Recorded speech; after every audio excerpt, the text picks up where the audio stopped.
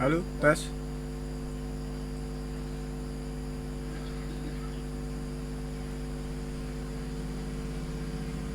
tes,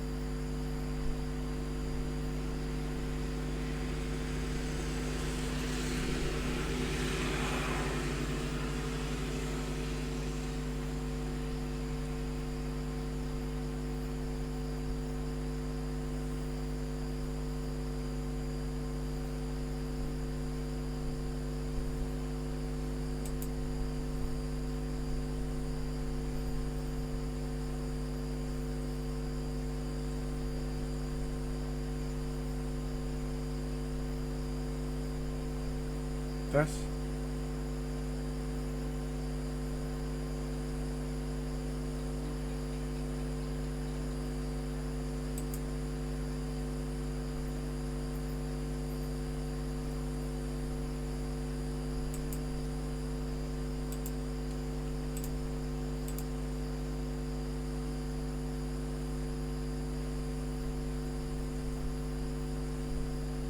Tes.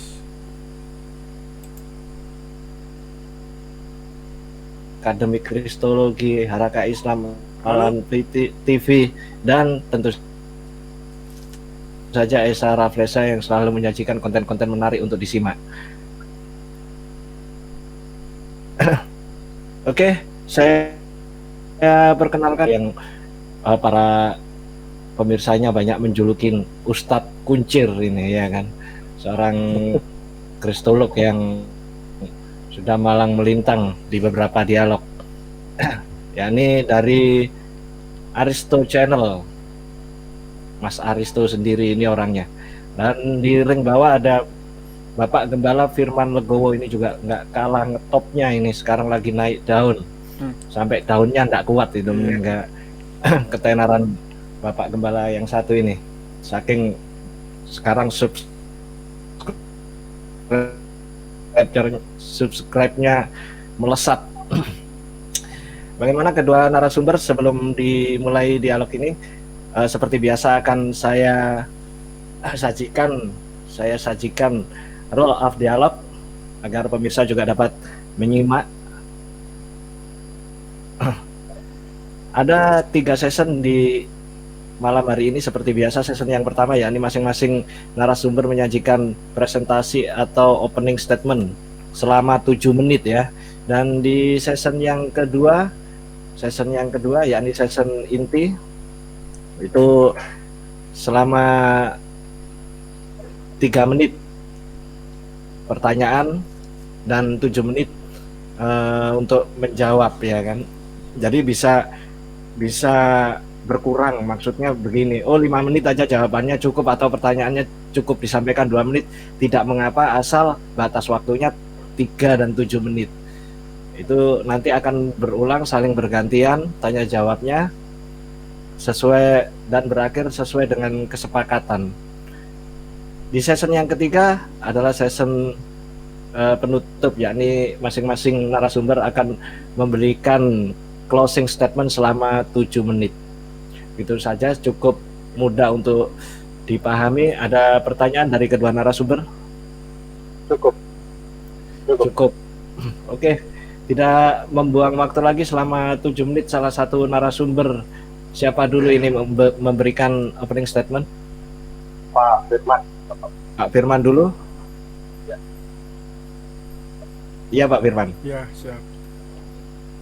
Oke, selama 7 menit diberikan kepada Bapak Firman Legowo untuk memberikan opening statement. Timer berjalan, opening statement mengalir.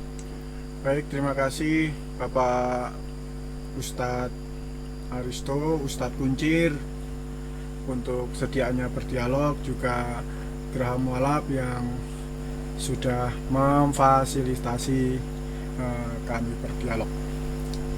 Terima kasih. Dan tema kali ini membahas tentang ethical sejarah Islam dan Kristen. Saya lihat di sini ethical berarti bahasa Inggrisnya dan bahasa Indonesianya etis. Etis ini artinya saya cek di kamus itu susila, layak, pantas, beradab. Jadi ini arti dari etis. Jadi kalau saya sesuaikan dengan judul berarti etis sejarah Islam dan Kristen, atau susila sejarah Islam dan Kristen, atau beradabnya sejarah Islam dan Kristen. Kalau bicara tentang etis ini juga tercantum dalam sila kedua Pancasila, kemanusiaan yang adil dan etis, harusnya begitu. Kemanusiaan yang adil dan beradab, kemanusiaan yang adil dan etis. Oleh sebab itu, kalau bicara tentang etis, halo, ya, Halo, lanjut. kita bicara tentang etis atau etika, ini bicara tentang moral. Tentu setiap agama mengajarkan tentang moral. Kalau bicara tentang sejarah, maka sejarah peradaban manusia dan adat istiadat manusia ketika hadirnya Islam atau hadirnya Kristen seharusnya dapat memperbaiki keberadaban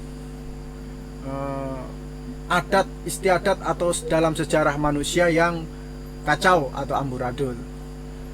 Inilah peran saya malam ini untuk menjelaskan tentang etisnya kekristenan masuk ke dalam sejarah dan peradaban manusia.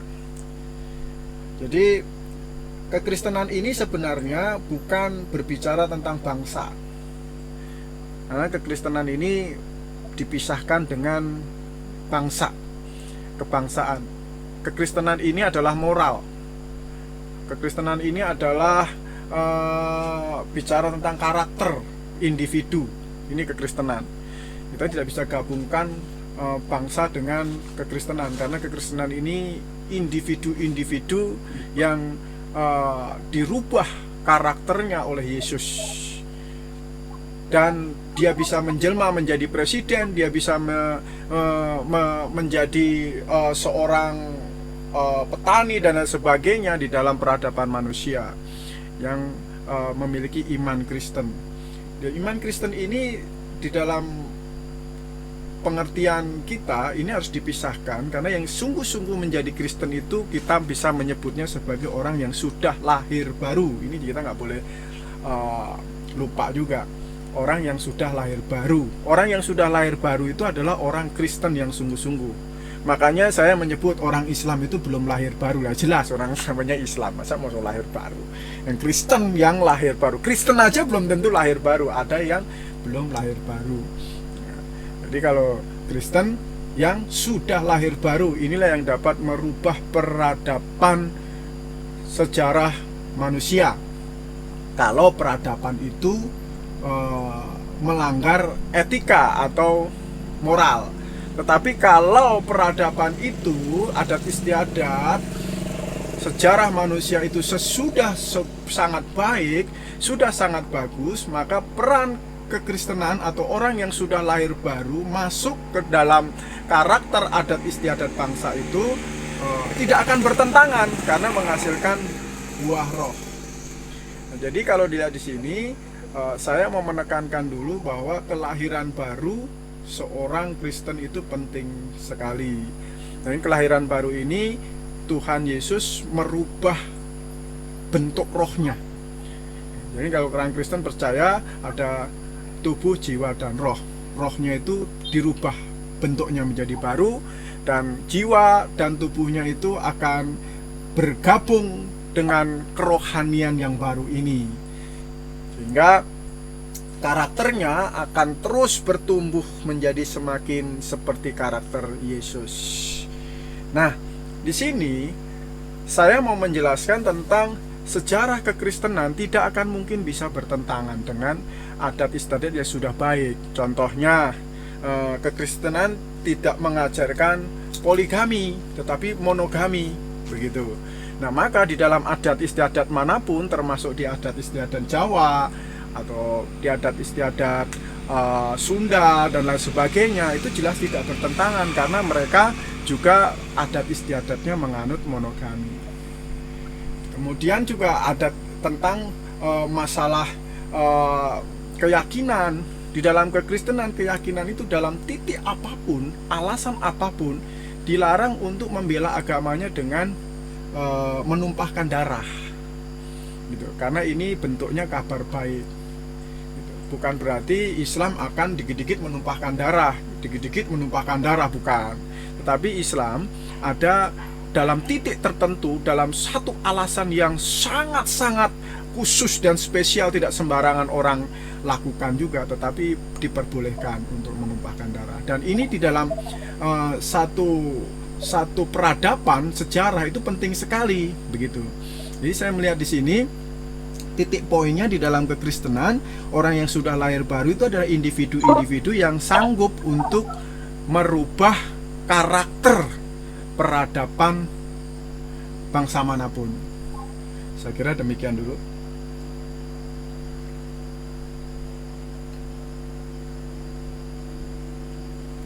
Oke, terima kasih Bapak Gembala Firman Legowo. Seperti biasa, Lukas langsung sampaikan sesuai topik malam hari ini tentang etikal secara Islam dan Kristen.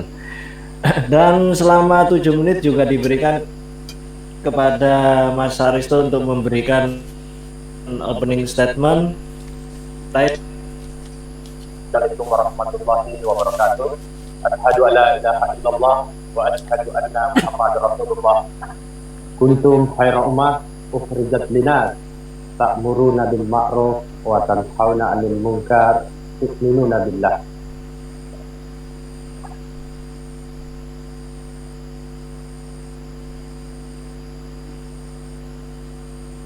Saudara-saudara sekalian, puji syukur kehadirat Allah Subhanahu wa taala, Tuhan Sang Maha Pencipta yang begitu banyak. Dengan kenikmatan itu kita masih bisa mengarungi kehidupan kita sehari-hari.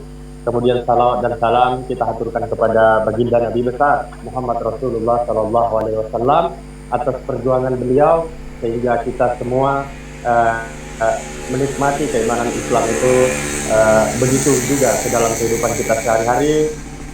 Salawat dan salam itu juga senantiasa insya Allah tercurah kepada keluarga, kepada sahabat, dan juga kepada para pengikutnya yang masih setia berpegang teguh kepada sunnatullah.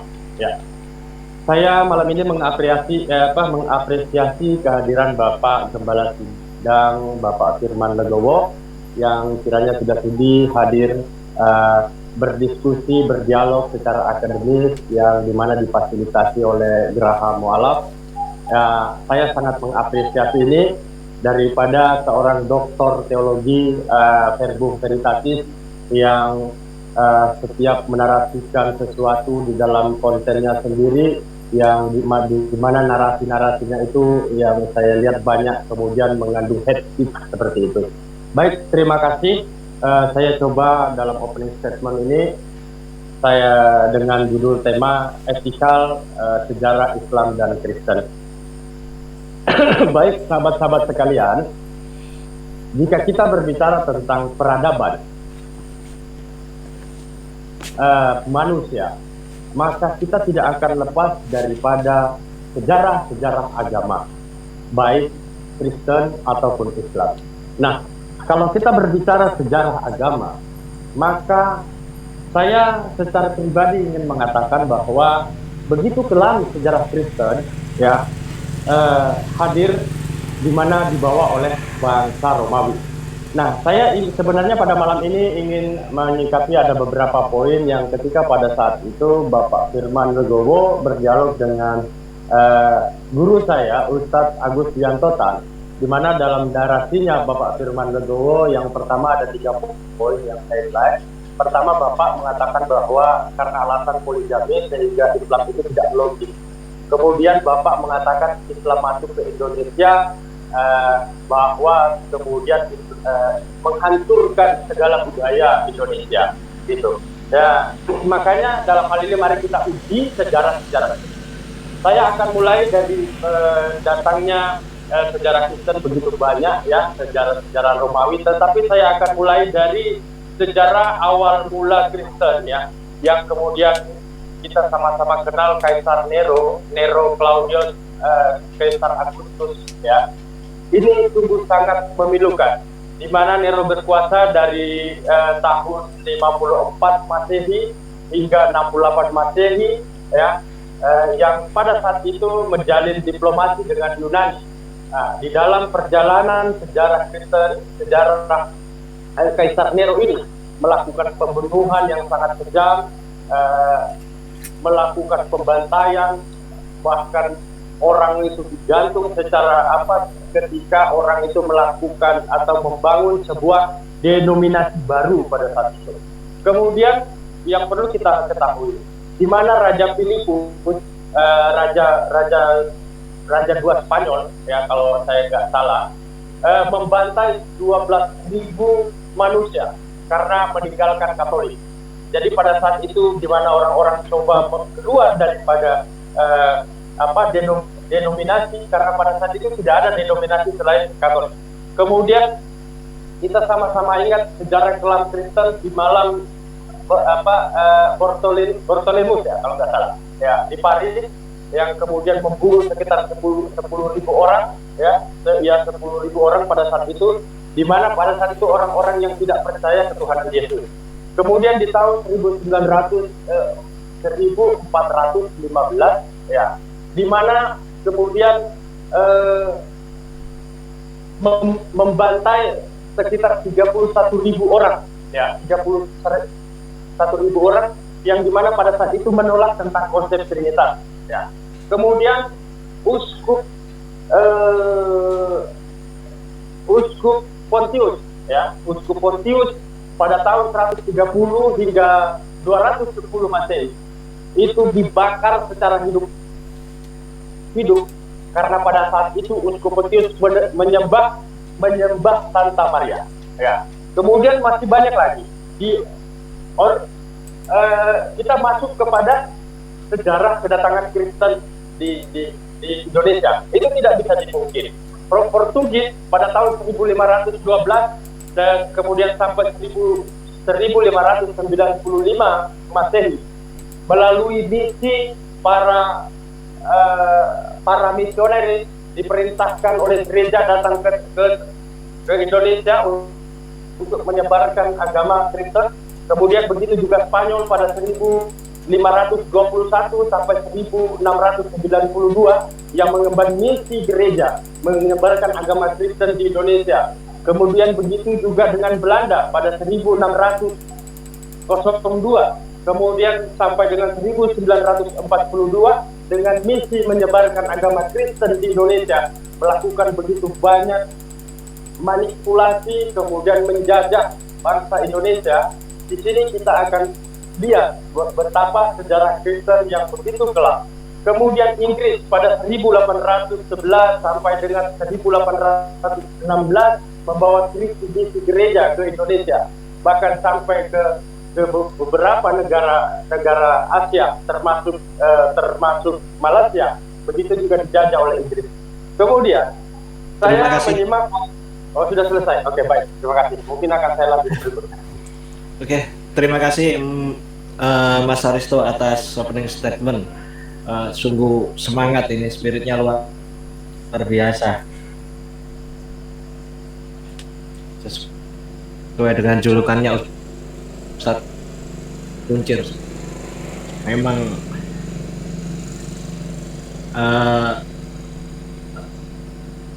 tegas, lugas, ngebut. Nah, seperti itu menyampaikan dengan sangat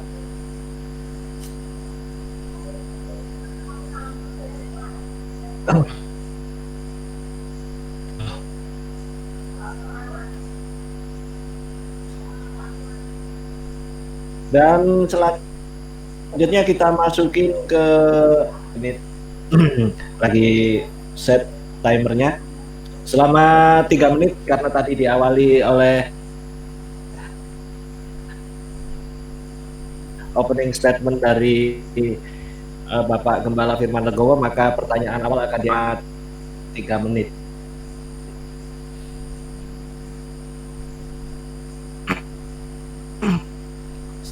Siap Pak Firman ya? Halo, Oke. tes. Timer.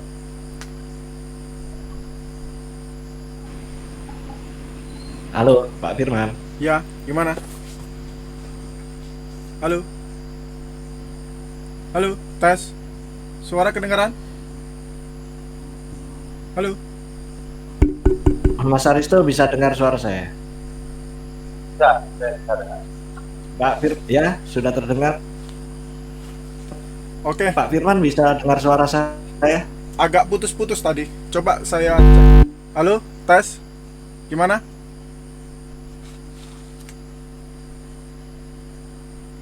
Halo, Gus.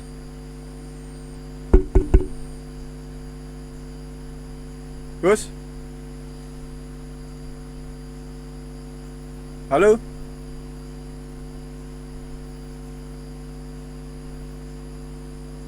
Halo.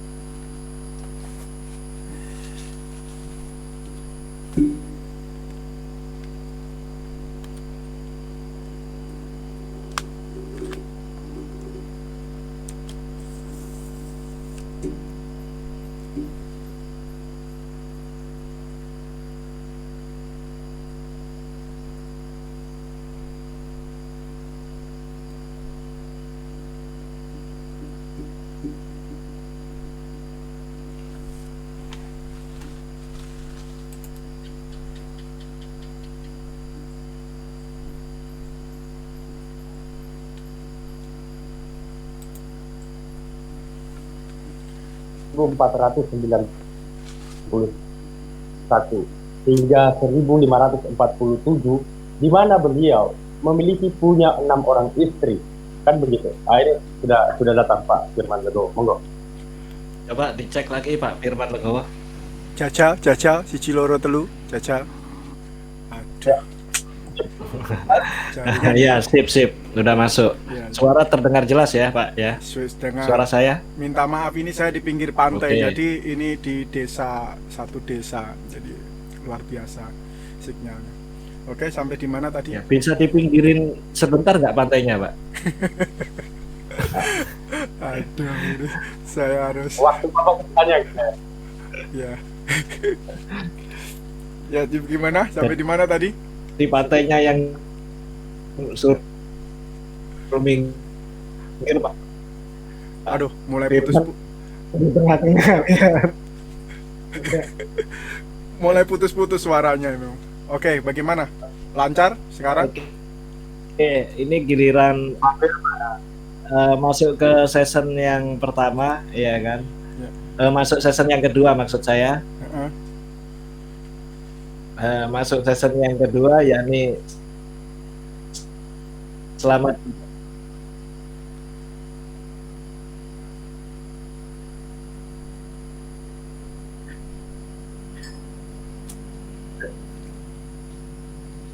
Halo? Ya udah. Lancar Pak. Oke. Jadi saya bagaimana ini tadi? Masuk season yang kedua untuk menyampaikan pertanyaan. Oh ya. Tadi saya sudah mulai sekarang ya. Halo, tes. Suara terdengar bagus? Bagaimana? Halo, cek. Cek. Ya, oke. Oke. Pak Firman. Ya, oke, siap. Saya bertanya ya.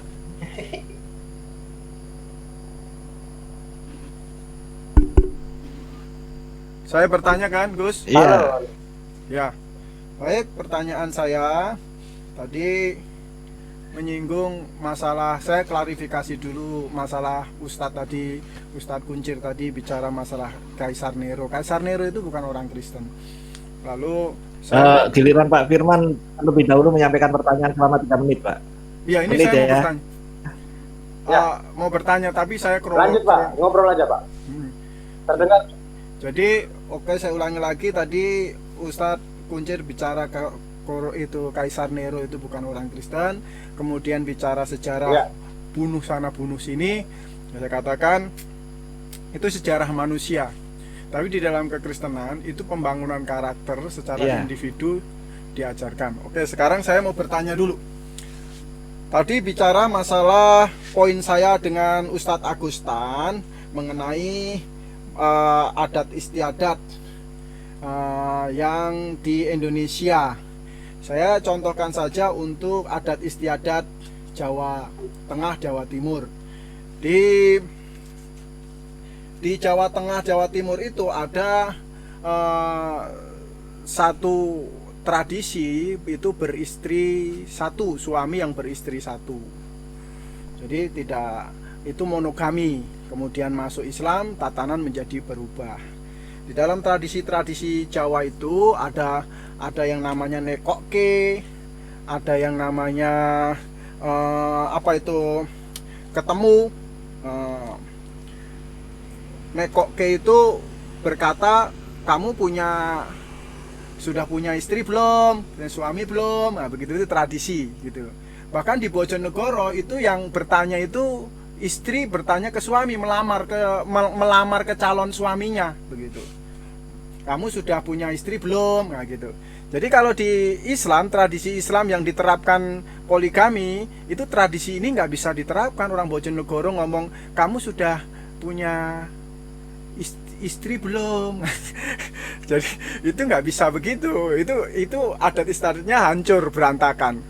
Maksud saya begitu. Itu maksud saya ini, dimana peradaban bangsa, peradaban ini bisa menurut saya secara pribadi itu bisa agak bertabrakan. Kemudian di Sunda itu ada sejarah tradisi itu lagu Cikapundung. Ini mah bahasa Jawanya, bahasa Sundanya apa itu tadi? Saya udah tulis itu. Meren abdi musapirit batan daek ngudar gelung. Wah, ini artinya lebih baik bercerai daripada harus berbagi dengan perempuan lain. Ini pertanyaan saya, coba jelaskan Islam dengan bertabrakan dengan tradisi-tradisi seperti ini, coba jelaskan.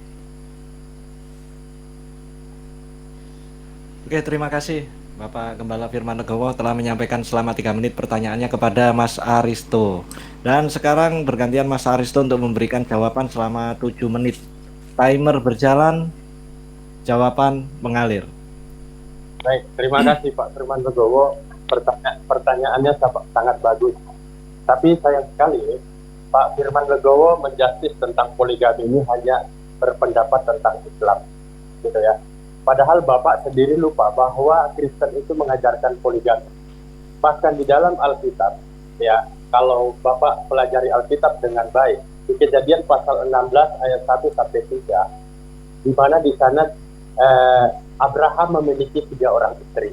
Ya, kemudian begitu juga di Kejadian pasal 25 ayat 1, itu juga menceritakan tentang poligami. 2 Samuel pasal 5 ayat 13 menceritakan tentang poligami. Jadi keliru kalau Bapak bertanya tentang poligami ini, tetapi Bapak mendiskreditkan Islam. Kan begitu. Kemudian Bapak mengatakan bahwa karena alasan poligami itu, yang kemudian Bapak memberi disertasi Bapak begitu tentang Islam, ya. Saya kira poligami itu di dalam Islam bukan sesuatu yang wajib, Pak. Tetapi poligami itu adalah solusi. Begitu, karena kedudukan pandangan Islam tentang perempuan itu dalam hakikatnya dalam kedudukan Islam adalah perhiasan, Pak. Ya, laki-laki itu adalah pemimpin. Poligami itu adalah wanita itu didudukan pada kedudukan yang sangat tinggi, dinikahi, Pak. Kan begitu. Ya. Jadi saya kira kalau Bapak bertanya bagaimana kemudian pandangan saya tentang poligami yang kemudian Bapak mengatakan merusak tatanan, saya kira ini sangat keliru. Bagaimana kemudian di dalam kitab suci Bapak juga banyak kemudian yang memberi petunjuk bahwa poligami itu adalah sesuatu yang diperbolehkan, kan gitu. Bahkan di Kejadian pasal 25 ayat 1 boleh poligami, Pak. Di 2 Samuel pasal 5 ayat 3 boleh poligami. Di 1 Tawarik pasal 4 ayat 3 sampai 7 boleh poligami, Pak. Yang melarang poligami di dalam Alkitab itu di Matius pasal 9 ayat 6. Kemudian di Markus pasal 10 ayat 9. Kan begitu. Jadi saya kira poligami. Kemudian selanjutnya, Pak, kalau Bapak alergi dengan poligami, kalau kakek Yesus tidak berpoligami, Yesus nggak lahir. Gitu. Nah, saya kira ini sesuatu yang sangat keliru jika Bapak mendiskreditkan tentang poligami. Artinya di sini, bagaimana kemudian kakek Yesus berpoligami? Kalau kakek Yesus dahulu, nenek moyang Yesus tidak berpoligami, Yesus nggak ada, Pak. Begitu. Bagaimana kemudian Daud memiliki begitu banyak istri? Gitu. Jadi saya kira salah kalau kemudian Pak Gembala Sidang Firman Legowo mendiskreditkan poligami ini hanya kepada Islam, gitu loh, Pak. Nah, bahkan pencetus seperti apa yang saya katakan tadi ketika Bapak nggak ada, Uskup Santo Agustinus yang hidup pada tahun 345 hingga 430, beliau berpoligami, Pak. Gitu loh. Kemudian Raja Henry IV, seorang yang sangat kental dengan gereja, memiliki 6 orang istri, Pak. Begitu. Jadi poligami ini sudah dilakukan oleh para nabi-nabi terdahulu. Begitu. Nah, jadi gitu, Pak. Saya kira poligami itu adalah memberi solusi kepada manusia, ya. Jadi pertanyaan yang sederhana begini, Pak. Ya. Saya kira pertanyaan itu simpelnya begini. Kenapa Islam itu memperbolehkan poligami? Saya jawab, Allah Subhanahu wa taala, Tuhan semesta alam, mengerti batas kemampuan seks manusia. Sehingga poligami adalah solusi, Pak, daripada Bapak berzina, ya kan, daripada Bapak mensetubuhi wanita tanpa pernikahan, difasilitasi dengan poligami.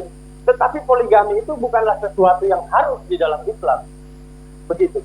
Jadi saya kira kalau para nabi-nabi terdahulu, bahkan nabi-nabi yang diimani oleh oleh sahabat Kristen melakukan poligami, lalu urgensinya sahabat-sahabat Kristen itu alergi dengan poligami apa begitu? Ini kan sebuah pertanyaan, Pak. Dan kalau Bapak kemudian mengingkari, bagaimana dengan Kejadian pasal 25 ayat 1, begitu juga di Kejadian pasal 16 ayat 1 sampai 3, di mana di sana mencatat Abraham memiliki 3 orang istri, Pak. Kan begitu. Jadi saya kira kalau sesuatu poligami ini yang kemudian Bapak katakan tidak rasional, artinya Bapak melecehkan ajaran para nabi-nabi terdahulu. Begitu. Kalau tidak, kakek Yesus tidak berpoligami, saya kira Yesus nggak lahir. Gitu. Abraham berpoligami, Pak. Gitu. Kalau Abraham tidak berpoligami, Yesus nggak ada, Pak. Begitu. Jadi saya kira mungkin Bapak kaji lagi, sehingga kemudian Bapak akan terang benerang menerjemahkan poligami ini. Sebab jelas saya katakan bahwa ya jika kemudian Islam berpoligami, artinya itu sudah dilakukan oleh para nabi-nabi terdahulu. Sehingga saya kira sangat tidak relevan jika kemudian poligami dijadikan senjata untuk menjustis Islam itu bukan ajaran yang rasional. Begitu. Ya, kalau seperti itu, mari kita tengok ke depan. Abraham berpoligami, Daud berpoligami, dan masih banyak nabi sebelum Muhammad itu berpoligami. Begitu.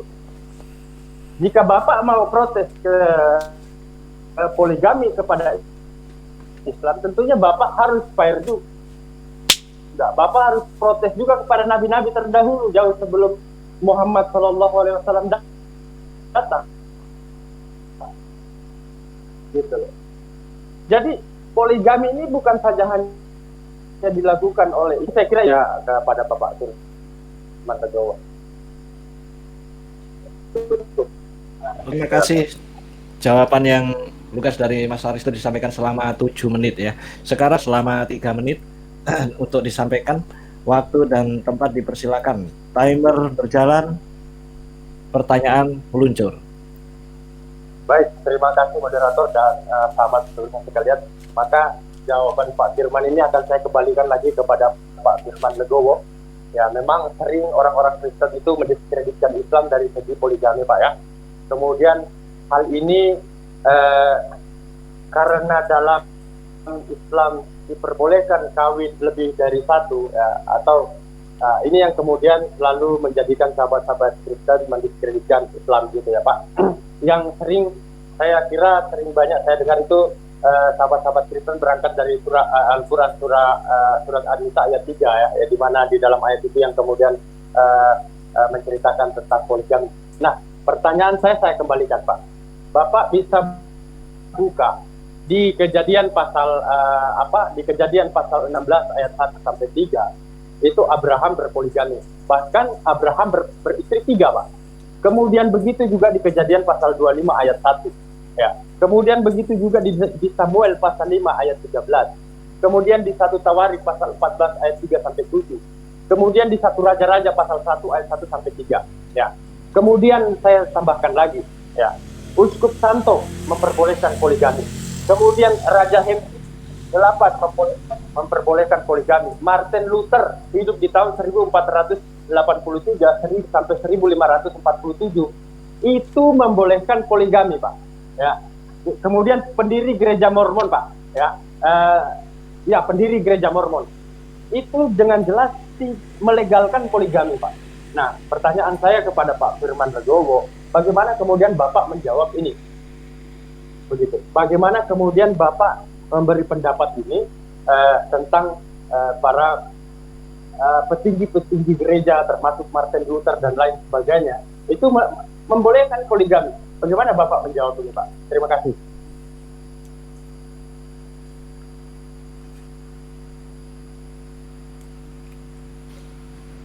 Oke, itulah pertanyaan Mas Aristo yang disampaikan selama kurang dari 3 menit, cukup 2 menit saja ya kan. Dan berganti Bapak Firman Legowo menjawab terkait pertanyaan Mas Aristo selama 7 menit. Ya, Timer berjalan, jawaban mengalir. baik, terima kasih. Saya untuk masukannya untuk saya mengaji lebih baik lagi Alkitab. Ustadz Kuncir, Ustadz Aristo ini belum memahami apa itu nasihat di dalam Alkitab dan apa itu fakta yang terjadi dalam kehidupan manusia. Itu semua dituliskan di dalam Alkitab. Jadi kalau Ustadz Aristo menemukan ayat ambillah istri sebanyak-banyaknya, itu berarti perintah. Tetapi kalau Abraham beristri 3 misalnya, itu bukan perintah, itu fakta. Nah itu mulai dicari itu sama Ustadz Aristo. Boleh itu jadi. Nah, Adam dan Hawa diciptakan sepasang. Itu memberi contoh. Kalau di dalam pengertian Ustadz Kuncir tadi berkata bahwa Allah sendiri tahu kemampuan seks manusia, itu silahkan, itu pendapat dari agama Bapak. Tetapi di dalam kekristenan, ya, di dalam kekristenan ini sangat bertolak belakang. Manusia Adam sebagai manusia, di sampingnya cuma disiapkan 1 perempuan. Itu artinya kemampuan seksnya manusia ya 1 saja gitu loh. Kemampuan mencintai pasangannya ya 1 saja gitu loh. Perkara faktanya nanti kemudian hari ada manusia-manusia yang nyeleneh-nyeleneh, itu tetap pelarangannya ada, overburdennya ada, jelas. Makanya Alkitab jelas, bahkan syarat dari seorang pelayan Kristus pun itu seorang penilik jemaat haruslah suami dari 1 istri, itu jelas. Nah itu pelarangan namanya. Kalau istrinya 2, ada hamba Tuhan gembala yang istrinya 2, wah itu pecat.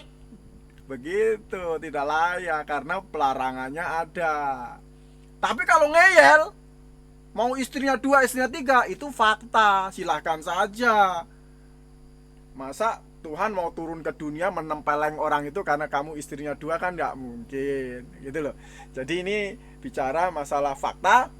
Alkitab itu menariknya di sini, bicara masalah fakta. Terus tadi ada si Kaisar Raja Henry, Raja siapa tadi, si semua itu disebutin semuanya. Istrinya berapa itu? Ya itu faktanya. Fakta di mana orang Kristen ini ya, yang sesudah Alkitab selesai ditulis ini dia langgar, ya nggak apa-apa, mau diapain lagi, mau raja kayak mau apa. Tapi yang jelas ada namanya Kristen yang disebut lahir baru, di mana lahir baru itu artinya rohnya dibuat baru dan Yesus Kristus diam di dalam hatinya orang itu. Begitu. Jadi kalau pengajarannya, pelarangannya istrinya cuma boleh 1, itu jelas. Tapi kalau faktanya ternyata banyak, itu nanti dia jadi nggak beres, hatinya pun nggak akan tenang. Ibaratnya Yesus mau diajak kompromi gitu loh dalam hatinya. Perkara itu solusi bagi kami, ya, kami percaya kepada Alkitab. Solusinya cuma 1 suami itu 1 istri, 1 pasangan, itu solusi sudah terbaik. Kalau nanti kan daripada istrinya 1 terus berzina, gimana? Nah itu urusan lain. Kamu istrinya berapapun, kalau mau berzina aja. Jangan lantas dilegalkan, diperbolehkan. Loh kalau gitu kamu boleh istrinya 4, dibatasi. Dan ini di dalam Alkitab tidak ditulis untuk silahkan mari ambillah istri sebanyak-banyaknya atau seberapa banyak. Nah, dalam Alkitab jelas satu istri. Perkara faktanya ada yang menyeleneh, ya itu ya silahkan saja, itu masing-masing pribadi, dan itu ditulis juga di dalam Alkitab. Begitu. Wah, kalau begitu orang Kristen ini mau sok jago lebih hebat dari Abraham. Bukan begitu. Bukan masalah apa, Abraham itu manusia, terus Daud manusia, semua manusia ada luputnya. Dan itu dituliskan semua di dalam Alkitab untuk dipelajari gitu. Untuk dipelajari, untuk diterapkan. Tapi yang jelas perintah tidak turun di Alkitab untuk berpoligami. Demikian Ustadz Aristo pengajian saya masalah poligami dan monogami. Terima kasih.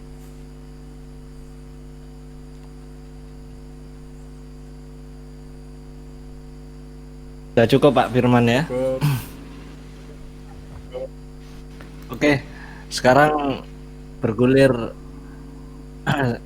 lagi pertanyaan Pak Firman selama 3 menit kepada Mas Aristo. Timer berjalan, pertanyaan meluncur. Baik, pertanyaan saya kedua tadi setelah poligami dan monogami, pertanyaan kedua adalah masalah bunuh-membunuh. Masalah bunuh-membunuh atau berjihad demi agama. Memang definisinya saya perjelas juga bahwa saya tidak mengatakan bahwa berjihad itu harus membunuh, bukan. Banyak versi jihad, termasuk berdakwah dan lain sebagainya itu berjihad. Ya, saya paham. Tapi ada satu titik tertentu, 0,0 sekian persen. Nah, sekali lagi saya ulangi, 0,0 sekian persen, di mana agama Islam memperbolehkan, menganjurkan menumpahkan darah dalam Al-Qur'annya. Persekian persen ya, bukan setiap jihad harus membunuh, bukan. Tetapi sepersekian persen pasti ada diperbolehkan. Dan yang ini tidak diperbolehkan di dalam Alkitab. Halo? Tes? Biar enak Pak, sertakan dalilnya Al-Quran Pak. Jadi biar saya bisa jawab. Halo? Perintah membunuh di dalam Al-Quran surah apa, ayat apa gitu Pak? Bukan membunuh, berjihad Pak. Berjihad. Oh, berjihad. Ya. Jadi coba jelaskan saja kepada saya berjihad itu seperti apa. Apakah salah saya berkata 0,0 sekian persen, sekian 0,000 sekian persen boleh atau tidak boleh membunuh? Itu saja. Ya. Nah ini, kalau ini saya katakan, kalau ini memang iya, ini kan saya pertanyaan. Jadi kalau iya, diperbolehkan atau tidak diperbolehkan, ini pertanyaannya. Nanti saya akan hubungkan itu kepada adat-adat istiadat dan peradaban, nggak usah jauh-jauh, peradaban bangsa kita gitu. Saya kira pertanyaannya bagus, seperti itu dulu. Jadi coba jelaskan aja jihad itu apa artinya. Oke, demikian Pertanyaan yang bagus dari Bapak Gembala Firman Legowo yang memang sering dipertanyakan oleh teman-teman Kristen. Dan selama 7 menit diberikan waktu kepada Mas Aristo untuk menyampaikan jawaban terkait pertanyaan Bapak Firman Legowo. Timer berjalan, jawaban meluncur. Ya, baik, terima kasih Pak Firman Legowo, Bapak Kepala Bidang ya. Saya perlu klarifikasi juga pertanyaan Bapak itu. Saya kira Bapak ini terkontaminasi dari pemberitaan di media tentang ISIS ya Pak ya. Kalau ISIS itu tidak perlu lagi sudah tidak perlu lagi kita sudah ketahui, dan itu sudah bukan hal yang tabu Pak, bahwa itu bukan Islam Pak. Itu yang melakukan, yang mendirikan ISIS itu ya kita sudah sama-sama tahu dan sudah dibuka. Jadi ini yang kemudian dijadikan argumentasi oleh sahabat-sahabat non-Muslim, khususnya Kristen, untuk menyerang Islam. Enggak ada Pak, di dalam Al-Quran itu memerintahkan membunuh Pak. Gitu. Bapak kan tadi menyebutkan sampai berdarah-darah. Yang ada itu malah di kitab suci Bapak. Begitu ya. Itu ada perintah, Pak. Ya, bahkan di itu tapi oke, saya tanggapi dulu karena Bapak gitu bertanya ya. Kemudian jihad. Jihad itu bukan membunuh, Pak. Gitu loh. Makanya begini, Pak ya. Bapak sebagai gembala sidang, saya kira Bapak melakukan satu justifikasi. Bapak harus punya referensi gitu loh. Sehingga itu kita bedah sama-sama. Kalau Bapak berangkat dari asumsi Bapak, itu nggak akan ketemu, gitu loh. Jadi nggak bisa dipertanggungjawabkan pertanyaan seperti itu, kan begitu. Di mana di dalam ayat Al-Quran? Kalau cerita perang, saya kasih tahu bahwa ya kalau Bapak hidup di zaman Romawi, Bapak mendirikan denominasi baru, Bapak dikubur hidup-hidup loh, gitu loh. Nah, yang membebaskan semua itu adalah Nabi Muhammad. Kedatangan Islam pada saat itu dunia ini dikuasai oleh seperempat oleh Imperium Romawi, dan tidak bisa dipungkiri, Pak, Imperium Romawi itu sejarah daripada Kristen, gitu loh, Pak. Bagaimana kemudian kekejaman Kristen melakukan pembunuhan, melakukan penyiksaan terhadap orang-orang yang tidak sesuai denominasi, gitu loh, Pak. Dan itu semua dibebaskan oleh Nabi Muhammad SAW. Jadi sebenarnya kalau Bapak mau mendiskreditkan Islam itu salah. Bapak harus berterima kasih kepada Islam karena yang membebaskan penjajahan dari kebiadaban bangsa Romawi adalah Islam, Pak. Tidak ada satu agama di bumi ini yang membebaskan penjajahan dari bangsa Romawi selain Islam. Sehingga saya menginginkan Bapak mengkaji lagi sejarah itu. Bapak dari denominasi mana? Kalau Bapak hidup di zaman Romawi, Bapak mendirikan denominasi baru, Bapak disalib hidup-hidup. Dikubur hidup-hidup, Bapak. Bagaimana kemudian pembantaian orang-orang Katolik terhadap orang-orang Protestan? Mendirikan denominasi baru. Begitu. Jihad itu bukan membunuh, Pak. Jadi Bapak jangan membuat satu narasi yang berdasarkan asumsi Bapak, gitu. Saya kira Bapak juga tidak terlalu bodoh, tidak terlalu nggak ngerti-ngerti amat, gitu. Jadi ketika Bapak menjustifikasi, baik tadi Bapak katakan seolah-olah saya tidak Alkitab. Bagaimana kemudian, Pak, di Kejadian, ya ini ayat, Pak, yang menceritakan tentang poligami, gitu loh. Referensi ayatnya saya sebutkan, Pak, di Kejadian pasal 16 ayat 1 ayat sampai 3. Ini Alkitab, Pak, bukan kata saya. Kemudian di Kejadian pasal 25 ayat 1, gitu loh. Tidak ada, Pak, di dalam Al-Quran itu perintah membunuh. Jihad itu, ya, ketika saya menafkahi istri saya, mencari nafkah, itu bagian dari jihad, gitu loh, Pak. Jadi kemudian jangan Bapak seolah-olah membuat framing kepada publik karena kita disaksikan oleh audiens seluruh Indonesia, bahkan sampai mancanegara, Pak. Bapak kemudian memberi satu framing bahwa jihad itu adalah perintah membunuh. Dan Bapak ketahui ayat-ayat di dalam Al-Quran yang menceritakan tentang peperangan itu adalah pembebasan penjajahan daripada Imperium bangsa Romawi. Makanya saya minta ke Bapak, sebutkan ayat yang menceritakan tentang peperangan, Pak. Gitu loh. Dan saya mau katakan bahwa seluruh dunia itu berhutang budi kepada Nabi Muhammad dan Islam. Karena yang satu-satunya agama di bumi, manusia di bumi yang membebaskan penjajahan dari dunia ini adalah Islam. Gitu loh. Bapak bayangkan pada masa zaman Romawi, dunia ini seperempat dipenuhi oleh Romawi, dan satu-satunya yang membebaskan itu adalah seorang yang bernama Nabi Muhammad SAW. Gitu. Bapak belajar sejarah dari mana sehingga Bapak memberi justifikasi kepada Islam bahwa Islam itu diperbolehkan membunuh? Silakan tampilkan slide yang sudah saya siapkan, Gus Imron. Bukan gambar ya, slide ayat. Bisa dibantu. Ya, Bapak bayangkan di dalam kitab Bapak, ya, bangsa Amalek, ya. 2 Samuel itu. Ini di dalam Matius pasal 10 ayat 34. Ya. Di dalam Matius pasal 10 ayat 34. Yesus datang bukan untuk membawa damai, melainkan pedang. Kemudian bangsa Amalek. Ya. Ini ayatnya jelas, Pak. Apa tadi? Satu Tawarik pasal 15 ayat 3. Ya. Di mana di sana diperintahkan untuk membunuh, jangankan manusia, Pak. Ya. Jadi biar kita sama-sama kaji, Pak. Ya.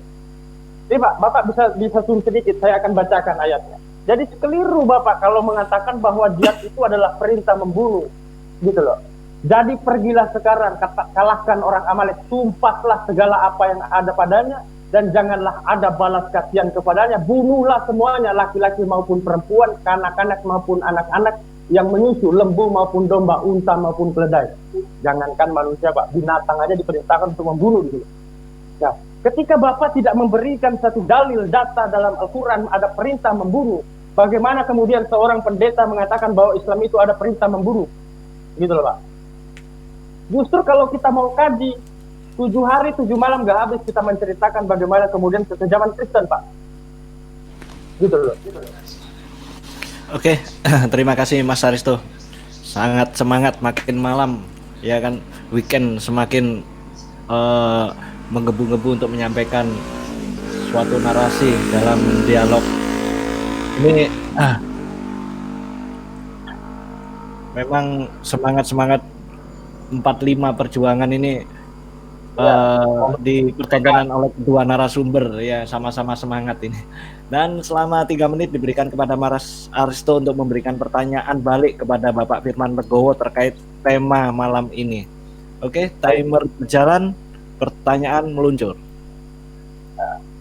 Saya ingin menanggapi narasi Bapak ketika Bapak ketemu dengan sahabat saya Ustadz Agustianto tadi.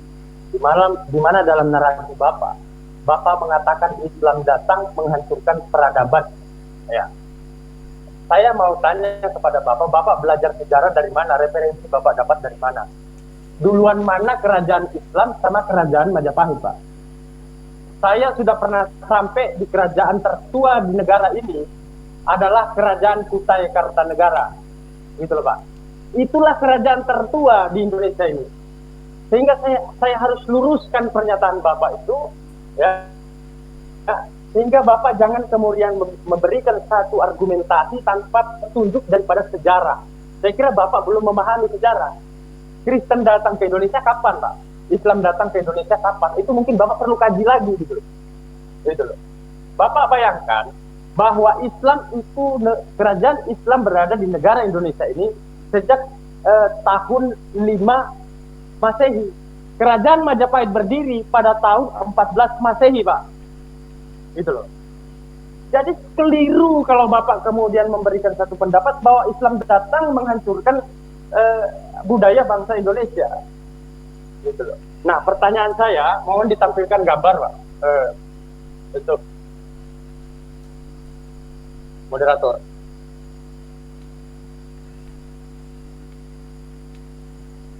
Saya akan bertanya dari gambar ini, Pak. Ini rumah ibadah peninggalan penjajah. Ya. Rumah ibadah peninggalan penjajah. Ya, agama apa dan bagaimana tanggapan Bapak? Monggo. Sudah cukup Mas Aristo? Masih tersisa? Sudah cukup. Oke, terima kasih. Saya rem dulu ini gambarnya agar bisa diamati oleh Bapak Firman Legowo.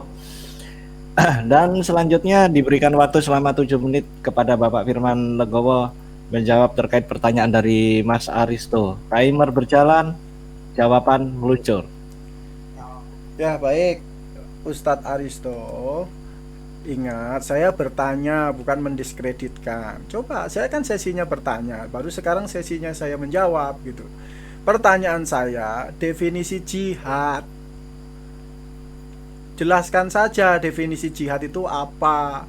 Dalam apakah betul pendapat saya 0,0 sekian persen. Tadi kan Bapak mengatakan berdarah. 0,0 Kalau Bapak bertanya jangan Bapak menyimpulkan bahwa 0,0 agama sekian pembunuh itu nggak boleh. persen 0,0 sekian persen diperbolehkan membunuh. Apa betul? Gitu. Di mana Pak? Ayat berapa, pasal berapa? Oke, silakan Pak Firman. Ya, untuk jadi menjelaskan. itu saya Ya, bilang nanti jelaskan saja lagi jawaban saya itu, pertanyaan saya definisi jihad itu apa betul? Karena di dalam kekristenan itu ada pikul salib. Pikul salib itu artinya menyerahkan nyawanya demi penginjilan tanpa harus dengan kekerasan. Itu pikul salib namanya.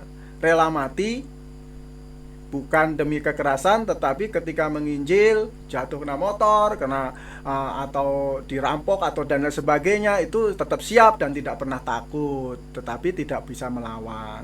Itu namanya pikul salib. Nah, apakah definisi jihad itu seperti itu atau boleh membunuh dalam sekian persen gitu? Kalau pikul salib kan tidak boleh gitu. Oke, itu yang perlu membuka wawasan.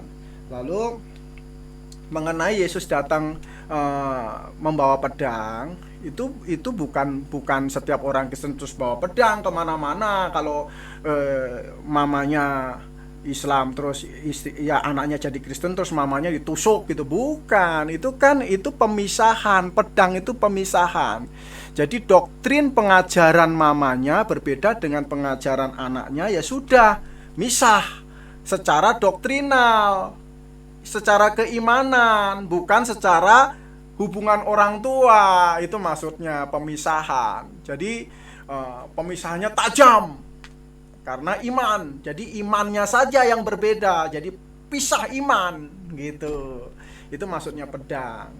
Pisah doktrin, bukan pisah segala-galanya, bukan begitu. Itu pedang. Oke. Lalu yang menjadi pertanyaan mengenai peradaban, ya peradaban itu ya tadi ya, saya katakan peradaban ini ya, peradaban tentang poligami, bukan semua peradaban ya. Saya jangan salah, jangan semua jelek, enggak, saya enggak berkata begitu. Dalam diskusi itu kan 1,5 jam boleh disimak dalam hal poligami gitu. Saya ulangi lagi tadi masalah disebutkan lagi Kejadian 25 ayat 1 dan lain sebagainya, itu bukan perintah, itu fakta yang terjadi, pelanggaran manusia gitu. Jadi peradaban mana gitu, peradaban mana? Saya menyimak lagu Sunda Cikapundung. Tadi sudah saya sebutkan sedikit, meren abdi ngusapirit batan daek ngudar gelung. Itu artinya lebih baik bercerai daripada harus berbagi dengan perempuan lain. Ini jeritan dari seorang perempuan Sunda yang maunya di monogami. Ini yang seperti ini yang saya maksud harus dijawab. Kemudian mengenai tradisi Jawa, monogami Jawa, bahkan di Bojonegoro ini saya membaca di Google, searching di Google, silakan. Di Bojonegoro itu yang meminta melamar itu malah perempuan melamar ke laki-laki katanya. Nah, kalau perempuan melamar ke laki-laki tentu kan laki-laki bujangan, bukan yang laki-laki sudah punya istri. Gimana mau dilamar orang istri orang nggak punya istri dilamar? Kan kacau. Ini peradaban seperti ini loh, Ustadz Kuncir, Ustadz Aristo, yang harus dipahami, dijelaskan dengan baik kepada saya gitu. Jadi supaya bisa detail maksudnya bagaimana. Ini yang saya kira ada pertanyaan yang belum saya jawab tadi. Ada lagi, ada apa? Karena saking ininya. Iya, gambar. Jadi gini Pak ya. Oh, gambar. Ya, oke, gambar. Sorry. Ya, baik. Ya, Pak Firman. Gambar. Beri pendapat. Ya. Gambar ya. Kurang baik kalau Bapak kemudian mengatakan bahwa Islam itu membunuh berdarah-darah, bahasa Bapak tadi kan. Nah, itu artinya kan Bapak menyimpulkan gitu loh. Kita kalau berdialog akademis jangan kemudian kita menyimpulkan gitu. Nah, ya silakan Pak, gambar itu dijawab. Ya, oke. Nanti Ustadz Aristo PR-nya jihad itu jelaskan kepada saya gitu, nggak usah muter-muter. Jelaskan aja jihad itu apa gitu. Iya, siap. Jangan muter-muter. Siap. Pusing kalau muter-muter. Duduk Ya, aja jawab, Pak, pusing pertanyaan. apalagi muter-muter gitu. Pertanyaan saya dijawab. Oke, sekarang Yang saya baru, mau Pak. menjawab pertanyaan Bapak mengenai ibadah dan tempat ibadah. Gitu. Di dalam kekristenan itu sebenarnya ibadah dan tempat ibadah, ya. Ibadah itu sebenarnya sudah dalam bentuk roh dan kebenaran, gitu. Nah, kalau Ustadz Aristo berkata itu apa? Itu gedung gereja GPIB Immanuel. Begitu. Gedung GPIB Immanuel. Nah, sementara di kekristenan tanpa gedung itu bisa berjemaat namanya. Berjemaat itu kan berkumpul. Jadi tanpa gedung itu bisa gitu. Kalau itu ditanya gedung apa itu gedung GPIB Immanuel, saya jawab begitu. Tetapi apakah kekristenan perlu gedung? Ini tidak perlu sebenarnya. Kekristenan itu perlu berjemaat, ya, seminggu sekali berjemaat, berkumpul. Itu boleh di mana saja. Bahkan di kekristenan awal itu di katakombe, kuburan-kuburan, gitu. Jadi tidak masalah, gitu. Jadi ini masalah bukan lagi pembawaan penjajah, gitu. Karena penjajah itu negara, gitu ya. Penjajah itu negara, gitu. Tapi iman itu pribadi masing-masing. Saya kira demikian. Jadi pisahkan antara negara dengan keimanan individu masing-masing. Saya kira demikian. Oke, terima kasih atas jawaban dari Pak Firman Legowo, dan waktu bergulir dengan cepat ya. Kalau belajar dengan narasumber-narasumber yang enak untuk disimak ya kan, waktu terasa cepat gitu. Dan ini tinggal satu putaran, maksudnya satu putaran pertanyaan Pak Firman dijawab Mas Aristo dijawab Pak Firman, itu satu putaran artinya. Kan diawali tadi oleh pertanyaan Pak Firman di season yang kedua ini. Oke, selama 3 menit diberikan waktu kepada Bapak Firman Legowo untuk menyampaikan pertanyaan terkait tema malam ini. Timer berjalan, pertanyaan meluncur. Baik, jika demikian saya bertanya sekali lagi. Jika di tradisi Jawa ada garwo, sigaraning nyawa, artinya belahan jiwa. Jadi sepasang diciptakan untuk suami istri.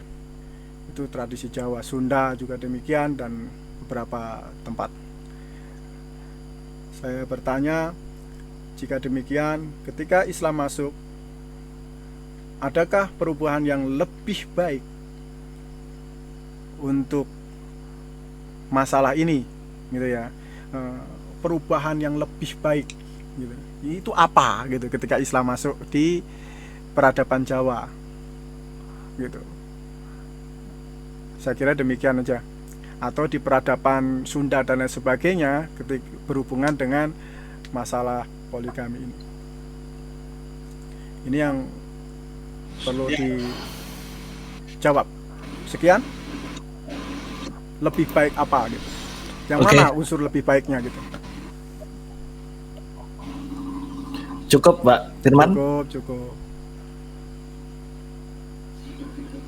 Oke, cukup singkat pertanyaan dari Bapak Gembala Firman Legowo, tapi cukup baik pertanyaan yang disampaikan terkait tema malam hari ini. Dan selama 7 menit diberikan kepada Mas Aristo untuk menyampaikan jawaban terkait pertanyaan Bapak Firman Legowo. Timer berjalan, jawaban meluncur. Baik, terima kasih pertanyaan Pak Firman Legowo. Jadi tadi ya, sebelum saya menjawab pertanyaan Bapak, ya kan, jangan kemudian Bapak bertanya, tetapi di balik bertanya itu Bapak seolah-olah mengatakan bahwa Islam itu membunuh, gitu, berbanjir darah-darah, gitu. Tadi kan Bapak bertanya tentang apa itu jihad. Jihad itu dalam arti kata ikhtiar, usaha, gitu ya. Ya, itu kata jihad, Pak. Jadi jihad itu luas, Pak. Itu satu. Kemudian Bapak bertanya tentang budaya ketika Islam masuk. Maksudnya boleh membunuh nggak, Pak, gitu? Pak? Boleh membunuh tidak? Hah? Boleh membunuh tidak? Boleh membunuh. Jihadnya itu boleh membunuh atau tidak? Nah, jihad yang membunuh itu jihad seperti apa gitu loh Pak? Ya maksudnya berbeda pandangan begitu. terus bisa Kalau di dibunuh. dalam kalau di dalam Islam aturan Islam itu orang membunuh dibunuh Pak. Itu aturan Islam. Jadi kalau orang itu membunuh dikisos Pak. Itu aturan Islam gitu loh Pak. Jadi jangan Bapak kemudian mengatakan bahwa Islam itu ada perintah jihad, seolah-olah jihad itu adalah sesuatu yang menurut pikiran Bapak gitu kan. Sementara Bapak sembunyi di balik itu ayat-ayat Bapak kemudian banyak yang kemudian menceritakan tentang pembunuhan. Tidak bisa dilepas sejarah bagaimana kekejaman Kristen Pak di bumi ini. Dan saya sudah katakan tadi bahwa yang membebaskan kekejaman itu adalah Islam, kehadiran Nabi Muhammad SAW. Kemudian Bapak tadi bertanya tentang bagaimana kemudian masuknya Islam berpengaruh kepada peradaban Jawa. Islam itu sudah ada sejak abad ke-5 Pak. Gitu loh. Jadi siapa yang mempengaruhi, siapa yang dipengaruhi Pak? Nah saya kira pertanyaan Bapak belajar lagi tentang sejarah. Gitu loh. Kalau Islam sudah ada sejak abad ke-5, saya sudah pernah sampai Pak di Kalimantan Timur, ya itu 3 jam perjalanan dari Balikpapan menuju kota Tenggarong. Tempatnya kerajaan Islam Kutai Kartanegara itu di Tenggarong Pak. Ya, dari Tenggarong 3 jam dari Balikpapan naik mobil sekitar 3 jam sampai di persimpangan Lojanan belok kiri. Kita juga bisa masih ada Pak kerajaan itu, kerajaan Islam. Ya, saya katakan bahwa metode orang memahami itu memang berbeda-beda, begitu loh. Jadi saya kira peradaban apa yang di ini? Kalau kemudian Bapak itu mau mengatakan bahwa kehadiran Islam, ya jelas menyelamatkan orang dari menyembah selain Allah, menyembah kepada Allah. Itu adalah salah satu pengaruh yang sangat besar. Ya. Bagaimana kemudian orang-orang yang animisme menyembah pohon kayu, kemudian masuknya Islam diajarkan untuk menyembah kepada Allah, itu adalah salah satu hal yang sangat positif. Saya kira seperti itu. Nah, jadi kemudian kalau berjihad, jihad itu dalam jihad apa dulu gitu loh. Yang saya sangat-sangat menolak ketika Bapak dalam narasi Bapak seperti seolah-olah menjustis bahwa Islam itu adalah agama yang radikal gitu ya Pak. Jadi saya kira tidak boleh seperti itu kita bertanya. Maaf saya sambil karena baterai saya ini gitu. Jadi itu Pak ya. Jadi saya kira tidak ada hal yang kemudian Islam masuk ke Nusantara ini menjadikan kacau balau, menjadikan hancurnya negeri ini gitu. Dari mana, apa yang dihancurkan gitu, kan begitu. Kalau menghubung-hubungkan ke poligami, ya saya kira kan tadi sudah saya katakan di dalam Islam poligami itu bukan sesuatu yang harus, kan begitu. Nah, bentuk daripada Islam menghargai kedudukan wanita, ya kan, dinikahi, dinafkahi, karena poligami itu dinafkahi, ya kan, selain dalam tanda kutip begitu, tetapi dihargai dengan dinikahi dia. Karena aturan, jadi jangan Bapak mencontoh orang-orang Islam yang berpoligami di luar sana yang tidak sesuai. Nah, makanya poligami di dalam Islam itu Pak ada aturannya begitu. Nah saya kira ini juga pertanyaan yang sangat lucu. Kalau kemudian di dalam kitab suci Bapak menerjemahkan tentang poligami, bagaimana kemudian Bapak mendiskreditkan poligami kepada Islam? Kan begitu. Perihal tanggapan Bapak gambar tadi. Gambar itu adalah bukti bahwa penjajah itu dibawa oleh Kristen itu dibawa oleh penjajah. Bukti tertulisnya dengan gambar yang tadi. Gitu loh Pak. Bapak tidak ingin menghubungkan dengan agama, tapi pada faktanya itu kan begitu. Kemudian Bapak tadi menolak tentang poligami. Ya, itu dari perspektif mana? Dari perspektif pikiran Bapak atau dari perspektif mana, Pak? Kan gitu.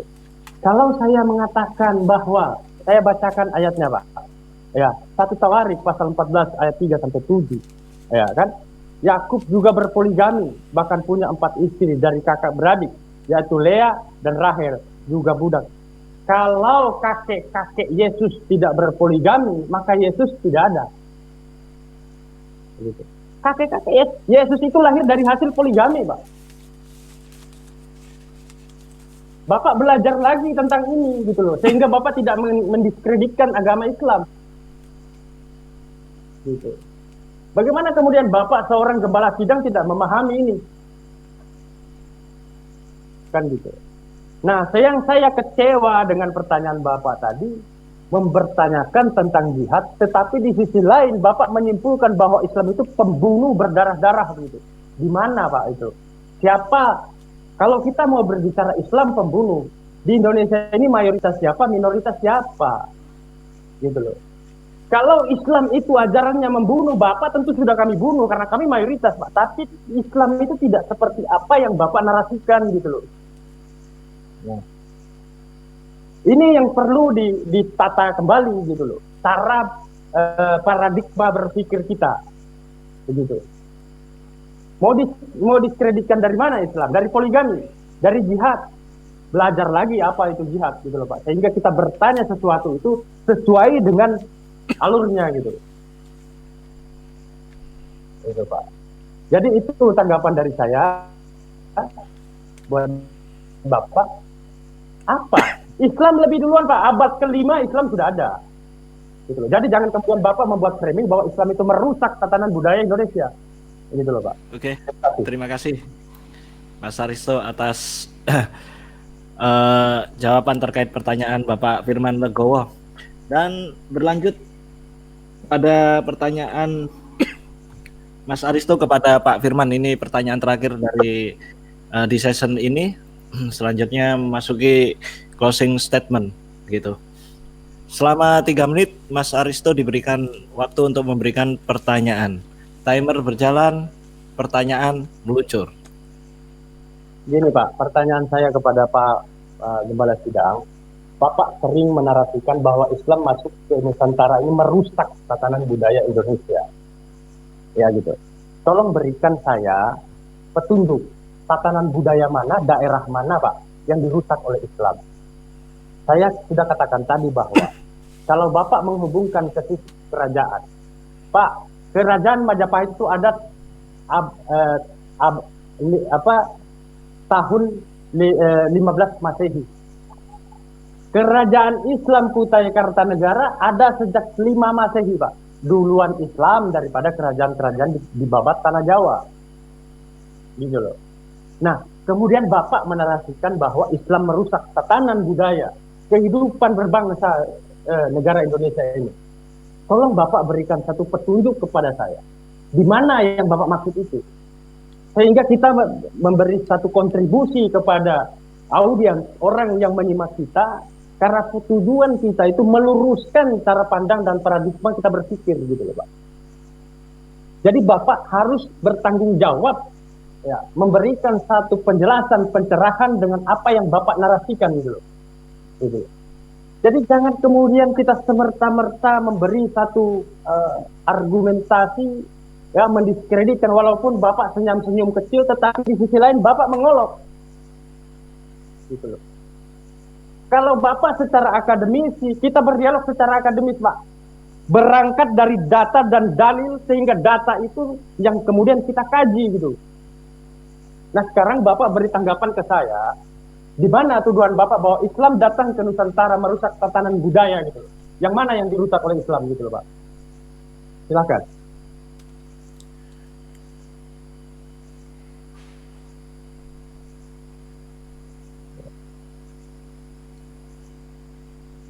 Gus?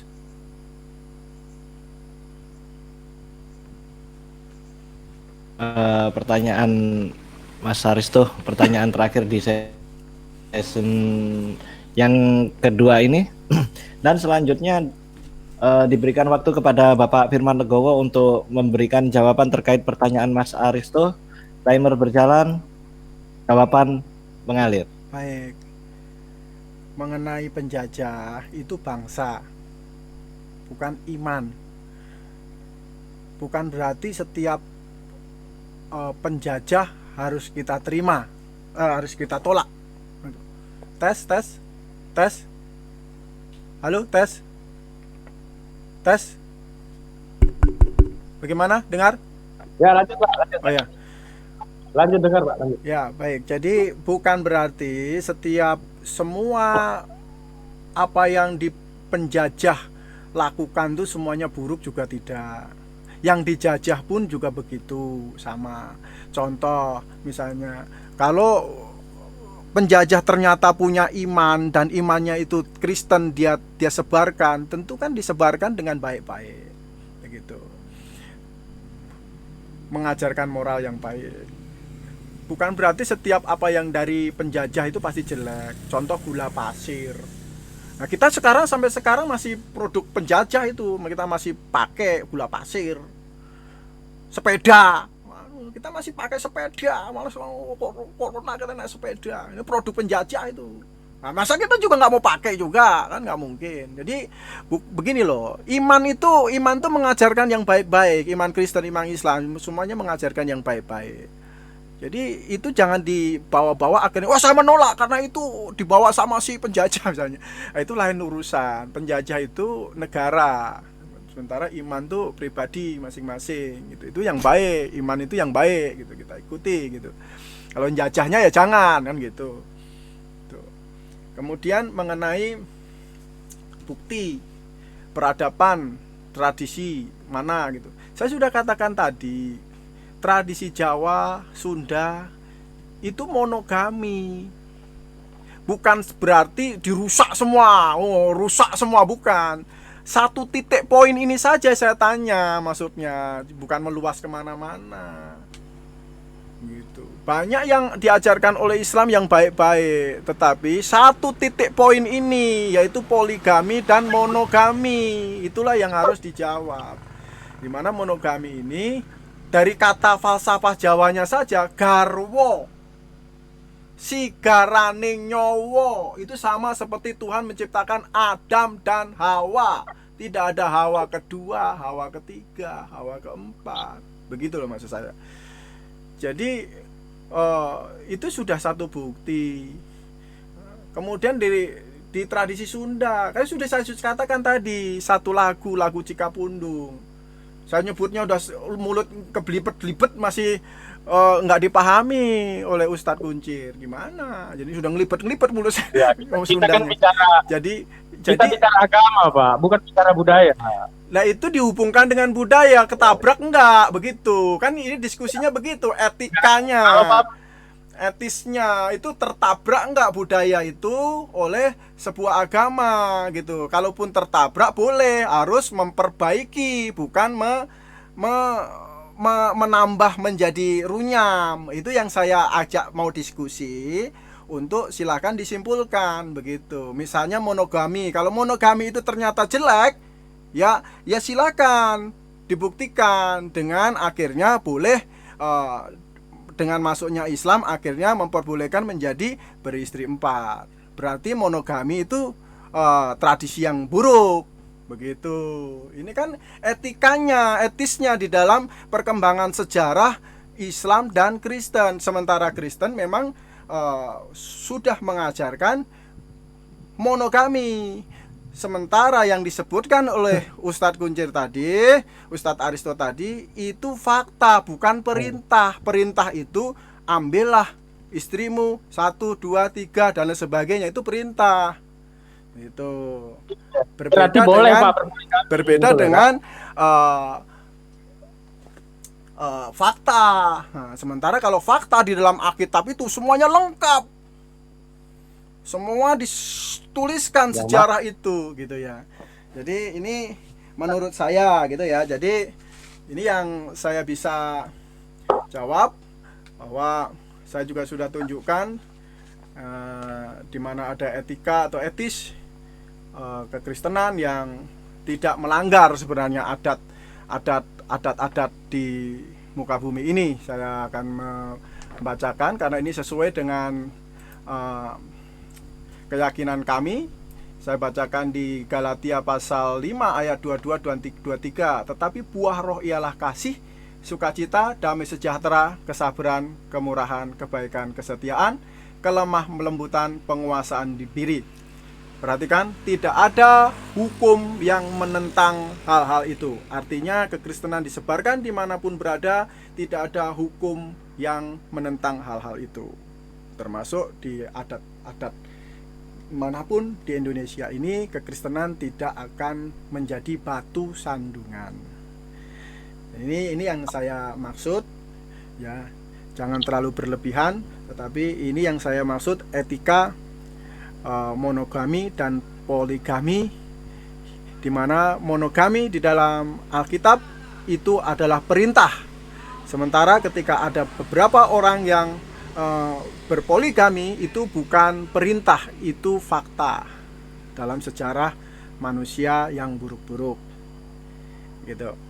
Itu menurut saya. Jadi saya rasa cukup demikian penjelasan saya. Sudah cukup Pak ya? Cukup. Oke, terima kasih kepada kedua narasumber. Tidak terasa season kedua telah berakhir, dan selanjutnya menginjak ke season ketiga, ya, yakni season yang mengharukan, karena sebentar lagi harus berpisah kedua narasumber, tetapi di lain waktu insya Allah bertemu lagi ya. Kami harap seperti itu, karena ilmu-ilmu dari kedua narasumber ini luar biasa memang untuk di-share sebagai tambahan pengetahuan, baik untuk kita pribadi maupun bagi para pemirsa. Dan selama 7 menit memasuki season yang ketiga ini, selama 7 menit diberikan kepada kedua narasumber untuk memberikan closing statement, ya kan? Siapa duluan ini yang memberikan closing statement? Pak Firman. Oke, silakan Pak Firman untuk memberikan closing statement selama 7 menit. Jadi Baik, untuk mengakhiri di season yang ketiga ini. Ya. Timer berjalan, closing statement meluncur. baik, terima kasih dari lubuk hati yang terdalam. Seperti mengharukan ini. Saya tidak punya maksud apa-apa untuk, saya hanya membagikan satu dialog yang sesuai dengan fakta keimanan saya, keyakinan saya, dan saat ini sudah ditampilkan dan sudah dijawab dengan baik oleh Ustadz Aristo. Terima kasih. Untuk lain waktu juga bisa disambung kembali di topik yang berbeda tentunya. Jangan diulang-ulang ini terus topiknya. Kekristenan intinya adalah individu lahir baru, di mana kelahiran baru ini adalah karakter, membentuk satu karakter. Karena lahir baru di dalam kekristenan ini, rohnya yang baru, jiwa dan tubuhnya akhirnya terbentuk menjadi semakin serupa dengan karakter Kristus. Jadi saya menyimpulkan bahwa memang fakta di dalam Alkitab, ya, karena karakternya itu untuk menjadi semakin seperti Kristus, ya, itu dari bayi akan bertumbuh menjadi semakin dewasa, dan itu tertulis semua di dalam Alkitab, termasuk pelanggaran-pelanggaran manusia. Tetapi poligami sama sekali tidak diperintahkan di dalam Alkitab, gitu ya. Ini saya katakan seperti ini. Perintah di dalam Alkitab adalah monogami. Kemudian masalah jihad dan pikul salib, saya bertanya karena beberapa ustadz menjawab, saya sangat memahami, mereka menjawab bahwa saya jelaskan dulu bahwa pikul salib itu adalah rela mati demi Kristus tanpa membalas, gitu. Nah, apakah jihad seperti itu? Nah, ini yang menurut Ustadz Aristo tadi masih belum terjawab, gitu. Jadi oke, tetapi demikian, buah jeruk, buah delima, dialog buruk jangan dihina.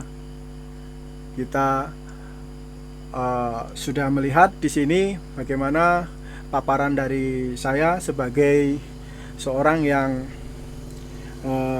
menjelaskan tentang kekristenan, perihal peradaban, sejarah peradaban Islam dan Kristen, dan adat istiadatnya, kemudian etika, susila, kepantasan, keberadaban, semuanya dari versi Kristen. Dan malam ini saya sudah paparkan dengan semampu saya. Baik, juga demikian terima kasih untuk Ustadz Gus Imron yang sudah memberikan waktu dan ruang di Geraha Mualaf. Terima kasih, demikian closing statement dari saya.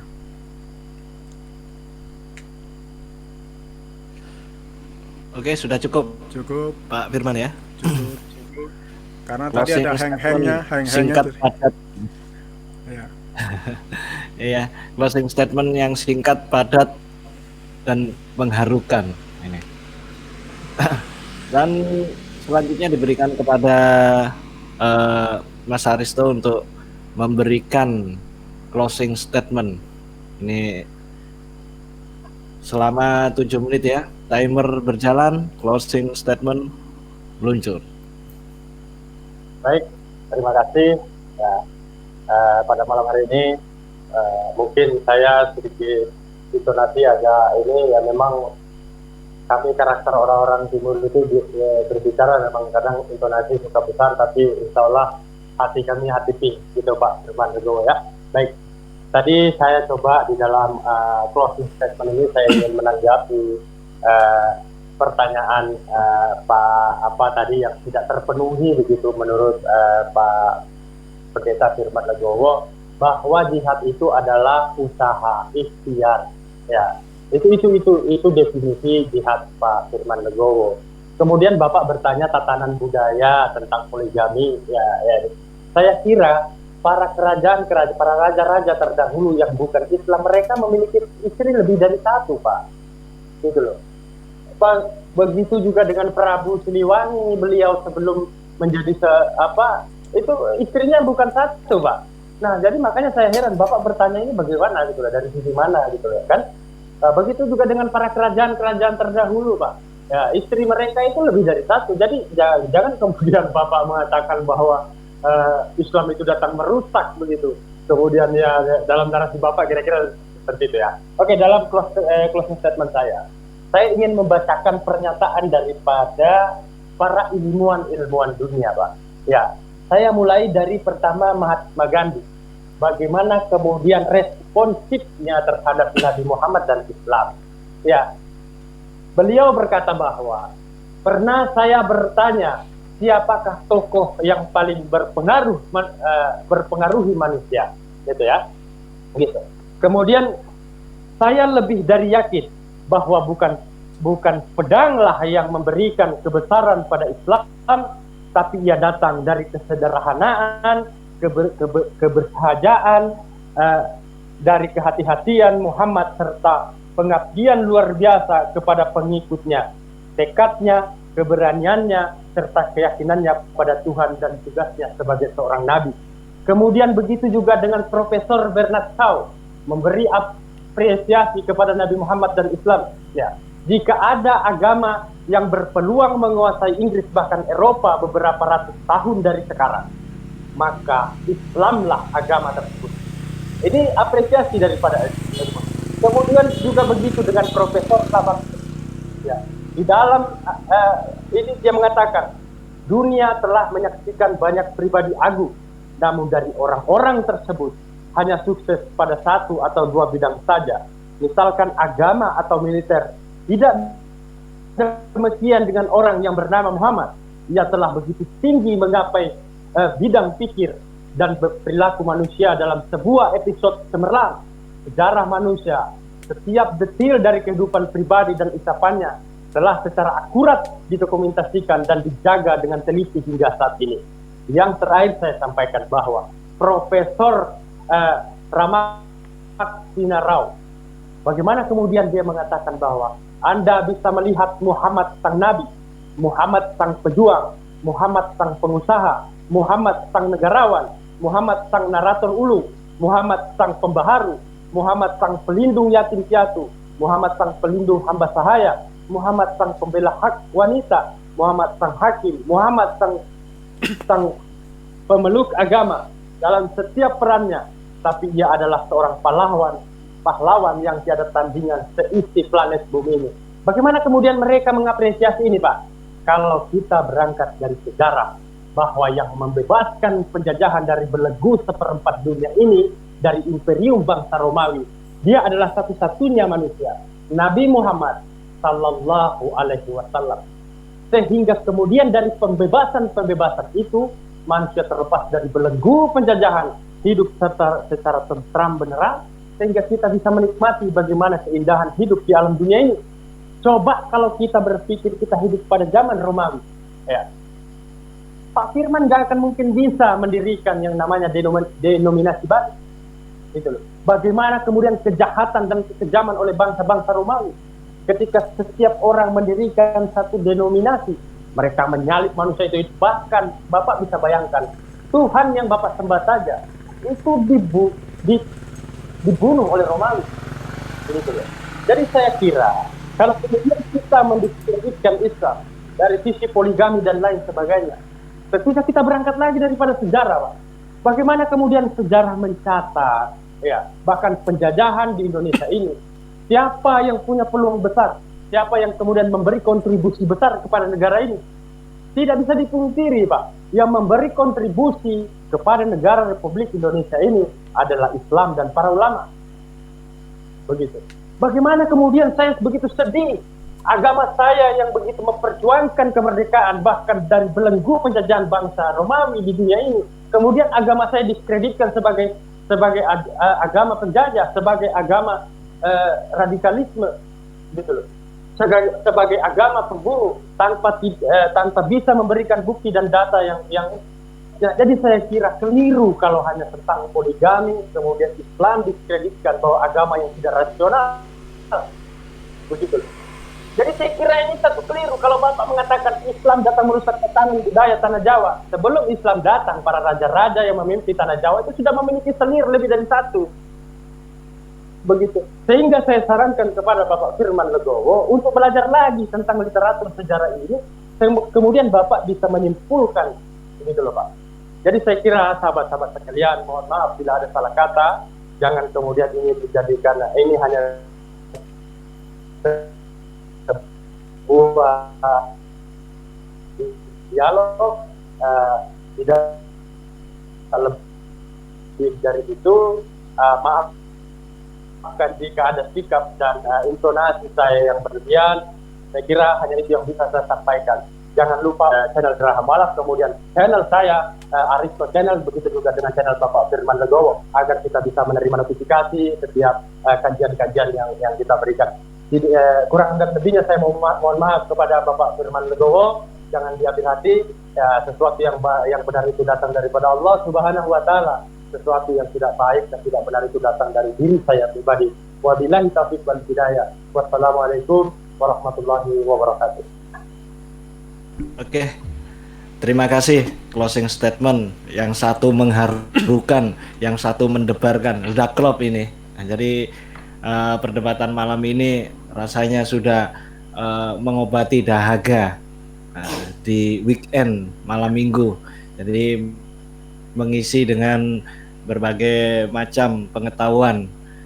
Dan insya Allah Geraham Walaf akan memberikan konten-konten yang menarik terkait dengan dialog-dialog akademis lintas agama yang bertujuan memang untuk saling memahami, saling menghormati